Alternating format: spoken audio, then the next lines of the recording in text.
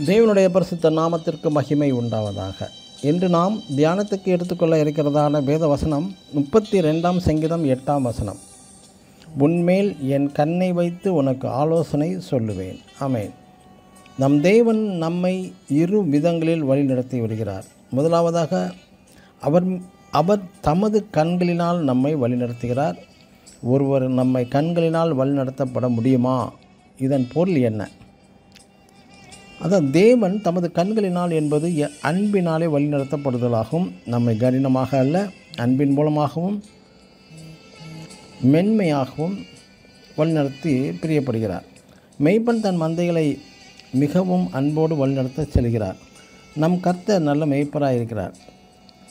மற்றும் என் ஆடுகள் என் சத்தத்திற்கு செவி கொடுக்கிறது, அவைகள் எனக்கு பின் செல்கிறது என்று யோவான் எழுதின சுவிசேஷம் 10ஆம் அதிகாரம் 27ஆம் வசனத்தில் வாசிக்கலாம்.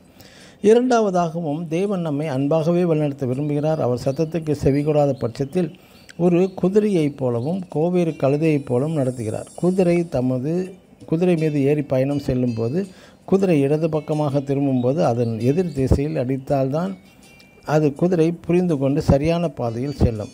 சில நேரங்களில் நம்மில் சிலருக்கு வியாதிகள், கஷ்டங்கள், துன்பங்கள் நேரிடும் சமயங்களில் அவர் சத்தத்திற்கு அப்படியே கீழ்ப்படுகிறார்கள். நான் உண்மையிலே தவறு செய்துவிட்டேன் என்று உணர்கிறார்கள். சிலர் புலம்பவும் செய்கிறார்கள். பரிசுத்த வேத வசனம் என்ன சொல்கிறது? நீ உன் தேவனாகிய கர்த்தரின் சத்தத்தை கவனமாய் கேட்டு அவர் பார்வைக்கு செவ்வையானவைகளை செய்து அவருடைய நியமங்கள் யாவையும் கை கொண்டால் நான் எகிப்தியருக்கு வரப்பண்ணின வியாதிகளில் ஒன்றையும் உனக்கு வரப்பண்ணேன் என்று யாத்திராகமம் புஸ்தகம் 15ஆம் அதிகாரம் 26ஆம் வசனத்தில் வாசித்தறியலாம். மற்றும் கற்றுக்கொள்ளுகிறவர்களைப் போல என் செவியை கவனிக்க செய்கிறார் என்று ஏசாயா எழுதின தீர்க்கதரிசி 50ஆம் அதிகாரம் 4ஆம் வசனத்தில் வாசிக்கலாம்.